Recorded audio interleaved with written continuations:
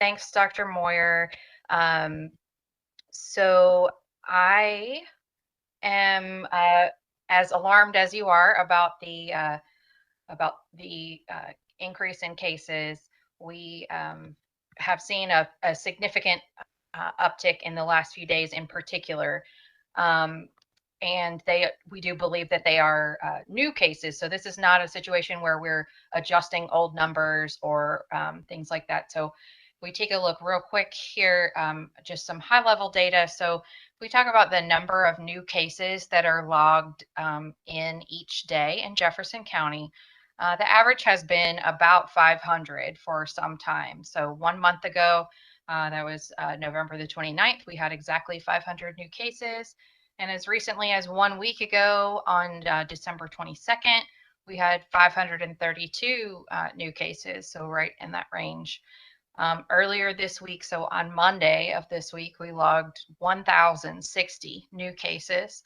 And today, 1,742 new cases. So a really dramatic increase over a very short period of time. And specifically, we have a number of cases who did the right thing by getting tested before they went to their holiday gatherings.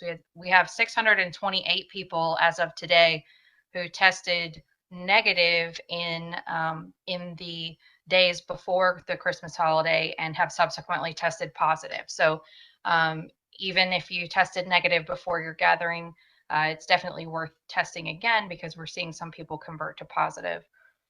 One of the major metrics that we use to track the pandemic all along is the incidence rate, and that's the number of cases per 100,000 of the population. And about 1 month ago, so again on November the 29th, the incidence rate was 28.99 cases per 100,000, and we had been pretty steady in that range for several months. About a week ago, that number started going up. So on the 22nd of December, we had an incidence rate of 49.68 cases per 100,000. Um, and then on Monday of this week, it bumped all the way to 79.15. And today, 101.38 cases per 100,000 of the population. And this has really shattered the previous records that we had. The highest records previously were 81 cases per 100,000 back in December of 2020. And then the most recent high was 86 cases per 100,000 on November the 29th, so about 3 months ago. And this 101 per 100,000 cases is very, very high, very concerning. And by all available indicators, it's going to continue to go up and these numbers are going to get worse before they get better. Finally, I'll touch on positivity rate. So a month ago, our positivity rate across all testing in Jefferson County was 8.25%. A week ago, we were sitting around 11.5%. As of Monday of this week, that percentage was 15%, and today it's almost 20%. We've seen isolated events where positivity at certain facilities on certain days has been greater than 50%. And one important note about high positivity rate is that when it climbs very high, like the 20% that we're seeing right now, what that suggests is that we're actually, there are a lot of positives out there who are still not being tested. So it suggests to me that the number for incidence rate is a record high at 101, but that the actual number is probably much higher than that, even so. So all the indicators right now are that COVID is breaking new records every day. And unfortunately, we're going to continue to see a rise in all of those indicators for at least the short term.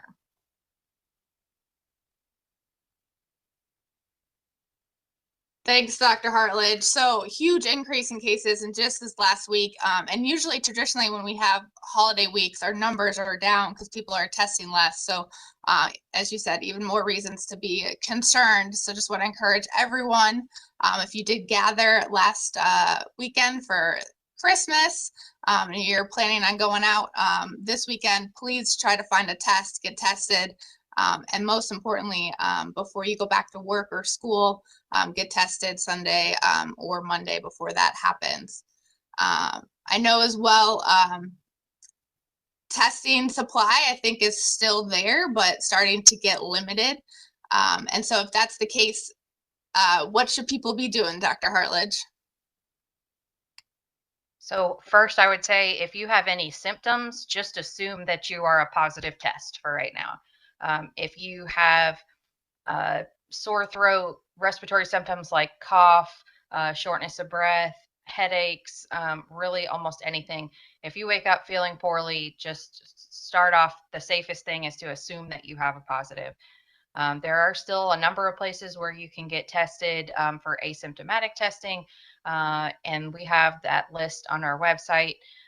There are a number of urgent cares and primary care physician offices where one can get tested if you are symptomatic as well. So encourage you to get tested if need be, but if you have a hard time accessing a test, we have lists of those resources. Catalina is showing us here. So the testing sites are listed, and there are also the home tests for antigen testing kits. Unfortunately, some of the data coming out in the last day or so suggests that they may not be as accurate for the Omicron variant of COVID. And although we don't have firm genomic information back yet from a lot of the newest tests that newest positive cases, the safe bet is that there's a lot of Omicron out there. So if you have symptoms, please stay home no matter what your test says, and reach out to your healthcare provider or through our website to find a test if you need one.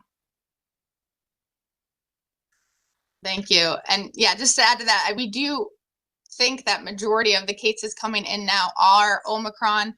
Just last week, less than 50% were showing signs of Omicron in some of our testing sites. And this week, above 90% in one of our sites. So most of the people getting COVID this week, it is Omicron. And that means some different things for people. So I'm gonna stop talking there and turn it over to our healthcare partners. Dr. Hester, what are you guys seeing over at Norton right now in relation to COVID and everything, right? Because we know when people fill up our hospitals with COVID, there's less room for anything else. Yeah, I mean, certainly we've seen an increase in numbers in the hospital. Today we have about 176 patients that are COVID positive in hospital. Over 80% of those, though, are unvaccinated. So, I just continue to push that message that the vaccine really does work at keeping you out of the hospital and certainly decreasing the risk for death. And so that's so important at this phase, and especially too, very, very, very few people are getting admitted who've gotten a booster.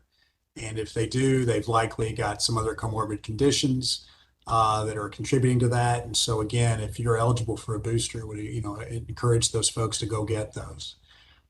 We're seeing the same things, that Dr. Hartledge went through. I mean, we're seeing a lot of increased demand for testing, increased demand in our immediate care centers and our outpatient services. I think, just to reiterate the advice that obviously if you have symptoms this period, you likely have COVID.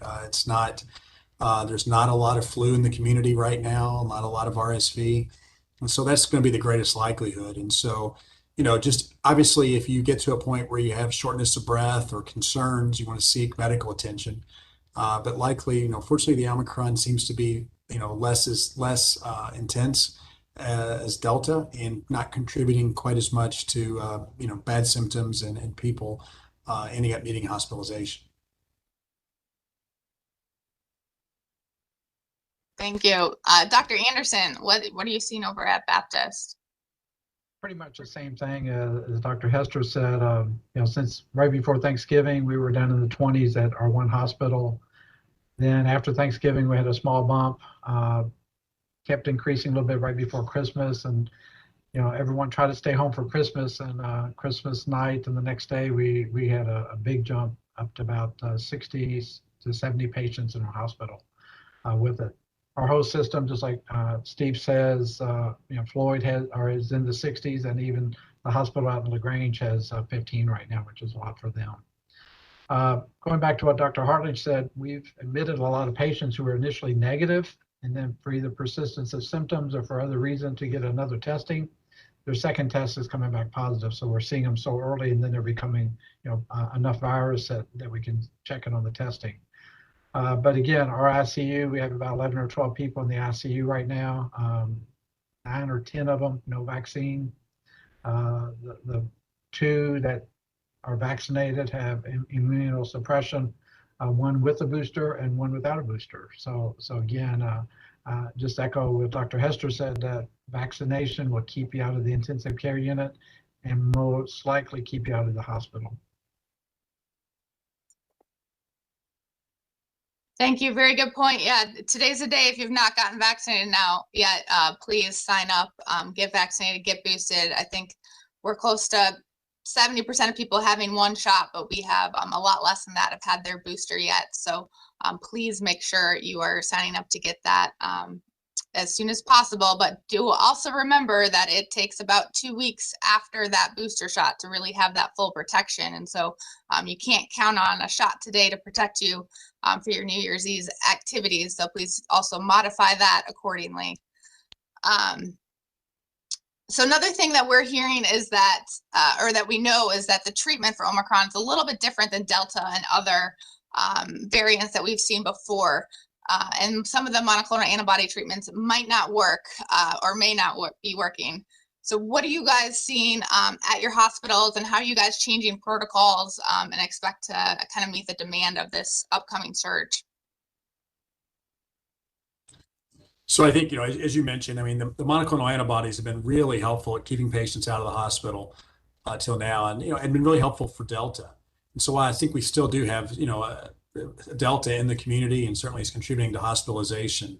We're continuing to use some of those monoclonal antibodies, but I think as we see more Omicron in this community, they're going to be less effective. And so in doing that, we're working through processes. There's the value of potentially doing remdesivir infusions on an outpatient basis. But, the best thing I could say on the therapy side is, if you think you're at risk, obviously, if you're having symptoms that present from a shortness of breath, you have other comorbid conditions, it's going to be really important to talk with your physician to understand what therapies might be available for you. Because we want to make sure that for those folks, we are doing everything we can to prevent people from getting hospitalized. It's going to be important to have that discussion based on your unique situation. I think the other thing too that we're seeing again, from similar to the initial rise of COVID, is there's going to be shortages with this new therapies. If we're seeing more Omicron, and as Dr. Hester said, the monoclonals presently are not as effective. There's another monoclonal antibody that we use, but that's going to be in short supply for right now. So again, physician driven to who gets what treatment, or who gets the remdesivir treatment, which is a 3-day process, needs to be possibly decided more by a physician instead of just walking into a place to get your therapies, because there's more options, but which option is best for you? All right, so monoclonal might still work, but expect short supply and long wait, or maybe none, in weeks coming as cases increase and we switch from Delta to Omicron. So another reason to get vaccinated and to change your habits until that vaccine has full effectiveness, because we don't have the same treatment options as we did even last week going forward. Another question, I know historically case numbers have risen before, hospital numbers have risen. How concerned are you all about the coming weeks and y'all's capacity to be able to serve our community? Well, I think one of the things, certainly, obviously with, 18,000 employees, we have employees that live in the community. And so those folks are just as susceptible to getting COVID as everyone else. And so one of the big things as we look going forward is, making sure we're trying to protect our staff.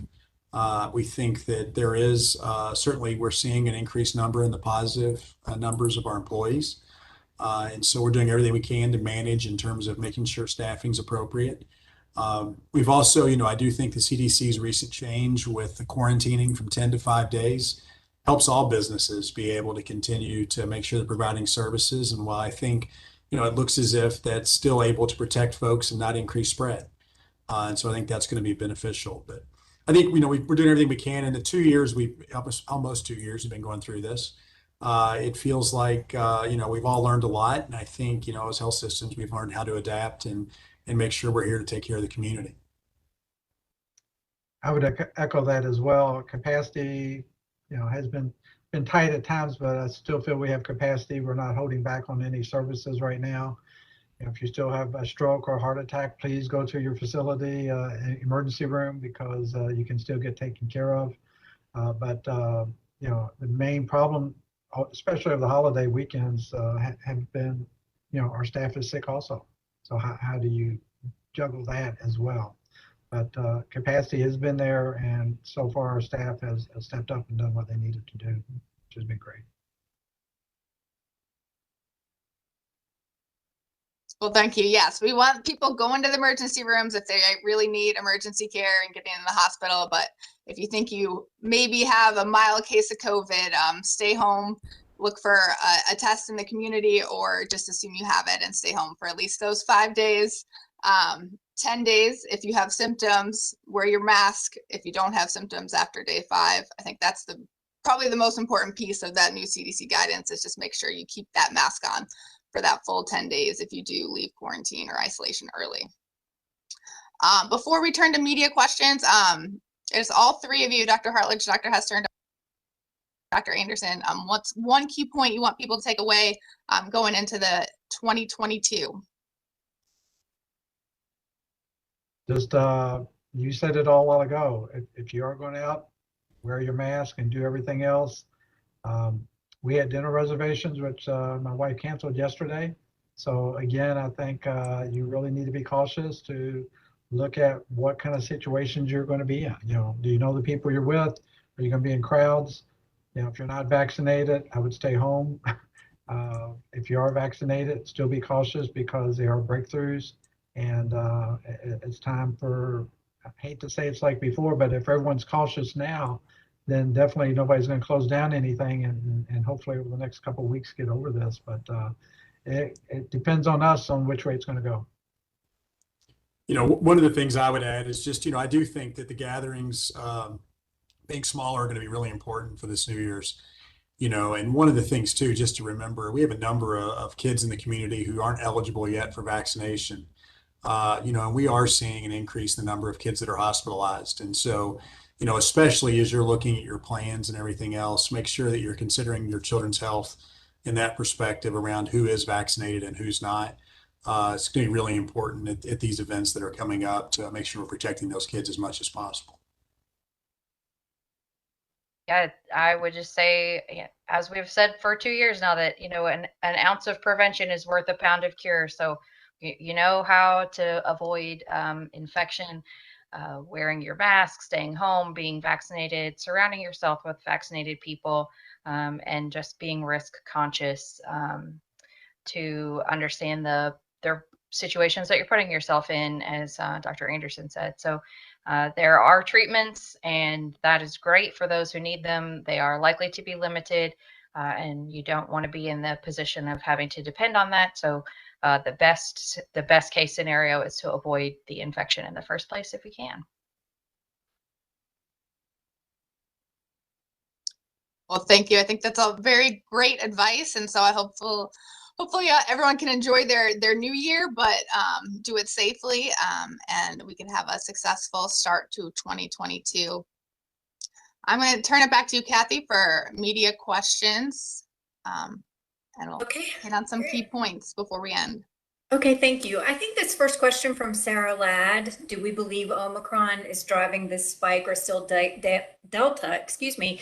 You answered, but can you clarify? You said you saw a couple of sites that were Omicron. Can you clarify the indicator, or what's telling you that it's Omicron?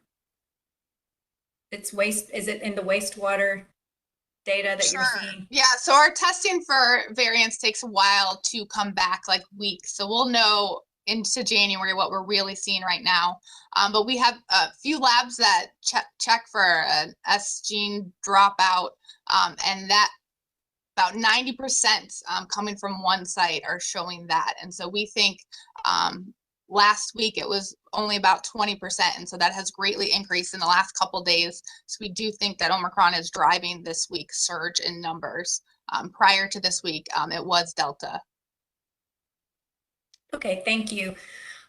Rachel Droz with WHAS has a few questions. I think we answered the first one just now about the inevitability of people gathering for New Year's Eve and your advice. All of you gave some good advice. Are there any plans to reopen mass testing sites in the county? I don't know if Dr. Hester or Dr. Anderson, if you all have any plans, if you have plenty of capacity now. So I would say that, I mean, we have our drive-through testing site at Breckenridge Lane and Taylorsville Road, and that's been for quite some time. We've got and we continue to have a large number of people going through there. I think 800, 900 a day going through there. We're testing in our immediate care centers, our prompt cares, and in our primary care offices. So we've got a lot of testing there that's available. So we probably won't be adding additional sites. There's our site at the YMCA downtown at their primary care office has testing. So I think we'll probably be sticking with those. We're doing about 2,000 tests a day. And I think that the biggest thing is just the key on the testing is, I think sometimes, and I understand completely, curiosity becomes part of the challenge, that people just want to know, even if they don't have symptoms, where they're at. And it's real important if you've been exposed, that really on the timing on that, to be honest, it's almost 5 days after your exposure before you might even develop symptoms there. And so, waiting a 3 to 5 day period after that before getting tested. But the reality is, probably the best advice in where situation is now is just to wait until, if you have symptoms, then get tested if you're concerned. But otherwise, just for the curiosity of knowing, it's going to be tough right now because testing supplies are limited nationally. We have no plans on expanding what we're doing now, which is mostly in the offices and urgent cares as well. Okay, thank No. you. Kath, I would add, with that said, that we do communicate with our colleagues locally at the hospital systems, with the state and other regions regularly, and do keep an eye on those resources. So it's something that is very far on the back burner, but is possible. And if we got to the point that we needed that those resources are could be marshaled to do that. Thank you. Dr. Moyer, do you think we should have another mask mandate in Jefferson County? I think right now everyone should be wearing the best possible mask that they have when they are out in public places, especially indoor crowded places. So I know I'm wearing my surgical mask. If it's going to be crowded, I'll wear my N95. And so just recommend everyone else is doing that same thing right now, especially with our positivity rate at 20%. We know there's a lot of people out there that have COVID and don't know it. And so just assume that people you are close to probably have COVID. So stop and turn around if they're not wearing a mask, and keep yourself safe. Okay, thank you. This is another question from Rachel. There are big shortages of at-home tests right now. Are we aware of anything being done to get more to the area? Dr. Moyer, can you answer that? I know you're often on some calls with states. Yeah, so there's a shortage of the at-home tests nationally. I know the federal administration is trying to buy up all the tests all over the world right now, and so they could hold true to their promise of getting tests to everyone, but there just isn't that possibility. So keeping tests for like screening for going back to work and identifying people in that infectious period. I know that was part of the reason why the CDC did not include testing out on that day 5, is that they want to make sure that we have tests available and to identify people during that most infectious period. So we still have a few left from our CDC grant back in October. And so I don't know, Catalina could pull up the website so you could see places that still have some available. Very few, and it's getting less and less. So just make sure that if you have any symptoms, just assume it's COVID and stay home. If you're going to be seeing a family member that's older, especially those that aren't boosted yet, get tested, but probably do a PCR test at one of the drive-through sites. There's also some evidence that those at-home tests aren't as sensitive to Omicron, meaning that they don't pick up as well as they do for Delta. So still important to do, but it's not like a clearance. So don't assume you don't have COVID if that test comes back negative. Still make sure you're wearing that mask and keeping friends and family safe. Thank you. And her last question, I believe Dr. Anderson and Dr. Hester addressed, but for people who may have joined us late on the live stream or the briefing, can each of you give an update on what your hospital and staffing is looking like? Like what current patient load you're seeing with regard to COVID, and then what your staffing looks like? Dr. Hester, would you start? Sure. So I mean, we have 176 inpatients that are positive. Greater than 80% of those are unvaccinated. We've seen a small increase in the number of pediatric patients. We currently have 11 in the hospital today. And so, you know, with staffing, we are seeing increasing number of positives, but managing that and making sure we're managing resources across the system. And so, you know, doing everything we can to make sure we're able to continue to provide services and feel comfortable where we're at right now. Same thing for all hospital staffing. You know, we have capacity. Staffing is adequate. You know, we always wish you had better staffing, but we are taking care of our folks. We are in the 60s at Baptist Health Louisville. Floyd is in the 60 range, and LaGrange is around 15 right now. Our system is 9 hospitals with Floyd, the other 8 being in the state. We peaked out over 400 back in the fall, and we're in the 360 range now. So that has just dramatically, our 320 range. And again, that had increased a lot in just in the last week, as we said earlier. Okay, thank you. Tara Bassett with the 502 Live Streamers is asking, why aren't we opening a Luvax testing site with these numbers? Dr. Hartledge, could you address that? Yeah, I mean, our healthcare folks have already commented on the capacity for testing.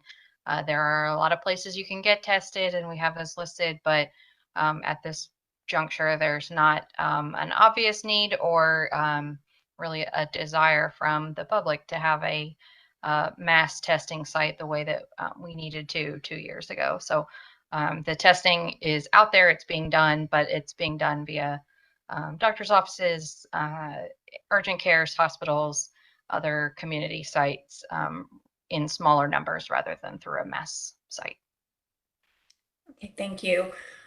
This question is from Sarah Ladd of the Courier Journal. Dr. Hartledge, can you confirm that the 20% positivity rate is a record high? I'm looking to confirm that right now, and I'll get back with you on that, Sarah. I believe it is, but I will confirm that for you. And this question is from Deb Yetter of the Courier Journal. I believe we've answered Deb's first question about hospital capacity. Dr. Hartledge or Dr. Moyer, is our health department lab had the software update to be able to do our own testing for Omicron variant yet? We have received it. I don't think that we have, I don't think that it's been implemented yet, but it should be very soon, like within the next days or the first week of the new year. Okay, thank you. This question is from April Rickert of WFPL. Are you seeing, Dr. Hester, Dr. Anderson, are you seeing new symptoms that didn't present as much with Delta? Not really. I think we've not really seen anything different. I mean, they've all been consistent throughout the pandemic. Maybe less complaints. It is just, you know, not anything that's measured, but maybe fewer complaints of loss of taste and smell. Only thing I'm impressed with is not new symptoms either, but you know, you have a headache, you just feel tired. You know, the smaller complaints, and those people are positive. So you know, I heard one patient calling into an office and they were questioning if they should come. They said, "I feel fine. I just woke up with a headache and feel fatigued." Well, you probably should stay home for 5 days. So again, it's the paucity of symptoms and not new symptoms, as Steve said. Okay, thank you. Jerica Valtero with Wave 3 News is asking, Dr. Hartledge, when you mentioned 628 people tested negative and then tested positive, how is that data being tracked? Is that from standalone testing sites or information from hospital system testing sites? That information, that's data analysis from the contact tracing system. So they had tested negative in the days leading up to the holiday, and then we have within the last 3 days, 628 of those people. 628 of the positives from within the last 3 days had previously tested negative prior to Christmas. And this is another question from Jerica. How prevalent is the flu? From what she's been gathering from a handful of people, they've said they have the flu and have tested negative for COVID. Dr. Anderson and Dr. Hester, I don't know if you would like to comment on what you're seeing with regard to flu or similarities between them. Right, we've seen very few flu cases. Obviously, the symptoms can overlap quite a bit, but I think Dr. Hester mentioned earlier about RSV. I've seen more adults, 1 or 2 with RSV versus having flu that's needed hospitalization. So again, our flu numbers are still very low compared to normal. Agree. We've not seen really any significance of flu or RSV. And that's represented in the patients who are requiring hospitalization. We have reported more than 500 new flu cases each of the last 2 weeks. So happily, most of those people are not sick enough to need to be in the hospital.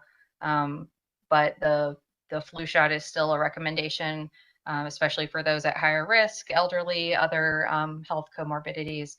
But yes, we certainly have seen people test positive for one or the other. The symptoms, as Dr. Anderson said, do overlap quite a bit. Thank you. That's just another reminder of the importance that if you have symptoms, stay home, especially those first 5 days, whether you think it's flu or COVID or anything else. The tests aren't perfect, and so we don't want to be spreading any infectious disease, especially COVID, into January. Okay, thank you both. Dr. Hartledge, can you comment? This question is from Tara Bassett. What proportion of positive tests are coming from home tests? And is there an estimated number in the data? So the positive tests that we are reporting on the dashboard or that I have referenced here are positive tests through a healthcare provider and not through, including community sites, but not through home testing. Some of the home tests have the ability to report results via app or online portal, but in general, those numbers are not not reflected in the data. So I am certain that there's a large number of those tests out there being done, both positives and negatives, but that is not easily accessible data. And so what we are reporting is the firm data from healthcare provided testing, not from home testing. Okay, thank you. This question is from Deb Yetter at the Courier Journal. Any questions, any estimate or guesstimate on how many of the new cases are breakthroughs in vaccinated people? Dr. Hartledge, do you have that info, or Dr. Moyer? I think it's too early to have a good estimate for that.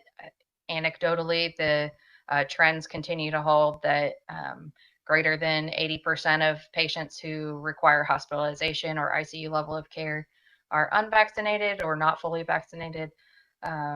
And I would not expect to see a significant deviation from that, but we don't have great information on that. This is really kind of these new 1,700 new cases in one day and that sort of thing. Those are new and being evaluated and investigated, but we don't have firm information yet on the vaccination status of those patients.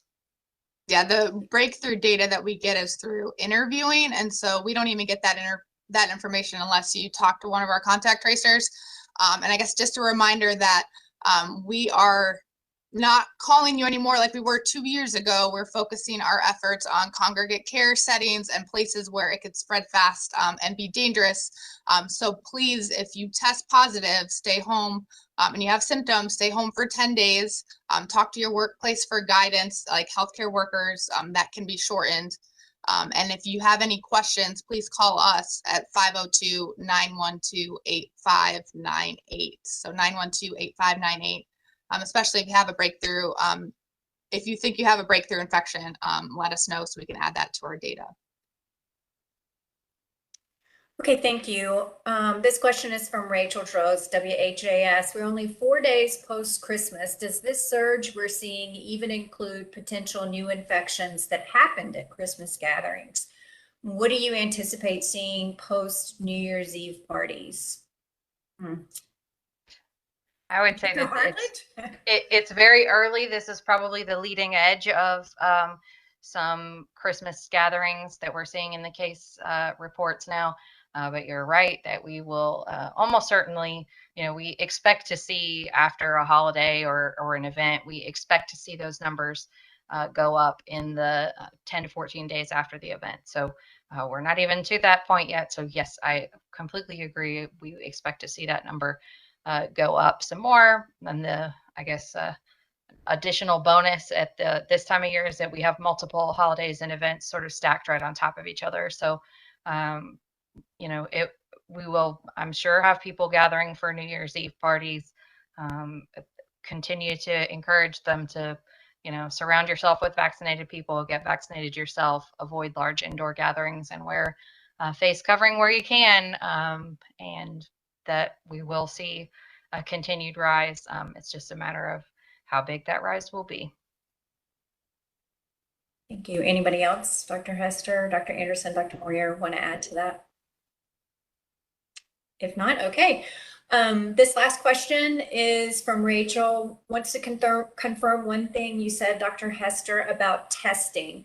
Would you recommend right now when testing capacity is strained to only get a test if you're symptomatic and or exposed and not for surveillance? Do you want to clarify, Dr. Hester?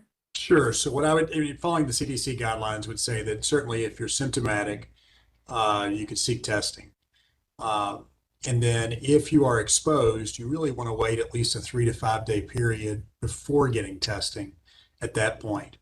But just for random surveillance would really not say that it's indicated unless you know that you've had an exposure or are having symptoms. And, that's part of the challenge when we look to where we are from a testing capacity standpoint. You want to make sure that we're testing those folks who definitely need it, and make sure we're getting those folks taken care of who might need further health care and further interventions. Okay, thank you. That's the last of our media questions. Dr. Moyer, I'll turn it back over to you for closing statements. Thanks, Kathy. I appreciate everyone tuning in today before the new year. So hopefully this information is helpful, help you make smarter decisions as we go into 2022. So Happy New Year. Wear your mask, stay safe, and we'll see you next year.